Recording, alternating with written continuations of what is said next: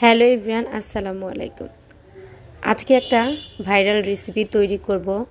এটাকে বলা হয় সাবুদানার রসমালাই বা সাবুদানা দিয়ে কাচের পায়েস, যে যেটাই বলুক না কেন। রেসিপিটি রান্না করার পর এতটাই মজাদার আর অসাধারণ লেগেছে, যা আমি আগে কখনো খাইনি।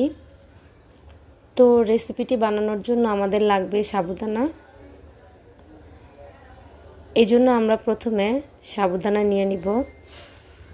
সাবুদানা দিয়েই রেসিপিটি তৈরি করতে হয়। অসম্ভব মজাদার একটা রেসিপি ছিল। তো প্রথমে আমি সাবুদানা নিয়ে নিচ্ছি 1 কাপ। এটাকে আমি প্রথমে পানি দিয়ে একটু ধুয়ে পরিষ্কার করে নিব।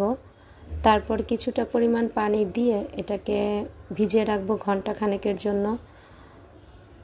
এরপরে ঘন্টাখানেক পরে সাবুদানাটা নরম ফুলে উঠবে। তো এই তো ঘন্টাখানেক পরে ফিরে আসছি।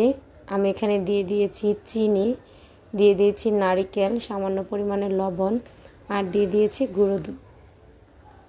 এই সবগুলো দিয়ে সাবুদানাটা আমি হাত দিয়ে ভালো করে নরম করে মথে নিব।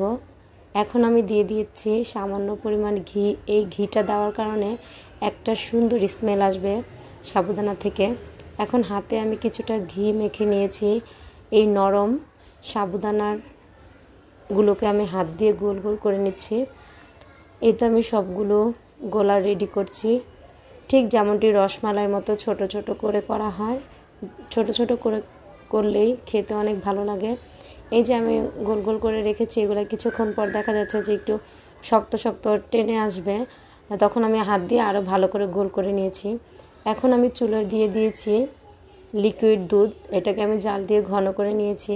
এটার যখন ঘন হওয়ার পরে, যখন বলক চলে এসেছে অনেকক্ষণ পরে, তখন আমি সাবুদানাগুলো ছেড়ে দিয়েছি, গোল গোল বলগুলো যখন সিদ্ধ হবে তখন এভাবেই উপরে ভেসে উঠে আসবে। এখন দিয়ে দিয়েছি আমি এলাচি, একটা সুন্দর এলাচের ফ্লেভার আসবে।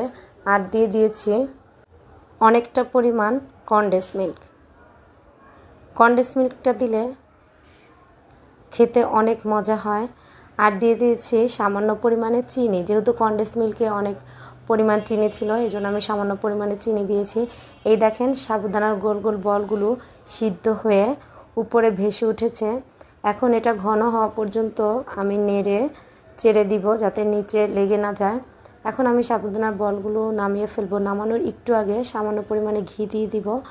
এটা দিলে হয় কি, একটা সুন্দর স্মেল আসে, খেতে অনেক মজা লাগে। এখন দেখেন আমি কি পরিমাণের ঘনত্ব সাবুদানার বলগুলো নামিয়ে নিয়েছি। এই পরিমাণ ঘনত্ব নামিয়ে নিলে খেতে অনেকটা মজা লাগে, কারণ সাবুদানার বলগুলো থাকে কি একটু আঠালো আঠালো। এটা যদি বেশি আমরা ঝোলটা টেনে ফেলি, শুকিয়ে ফেলি, তখন দেখা যায় মুখে আরও আঠা আঠা স্টিকি, এতটা ভালো লাগে না।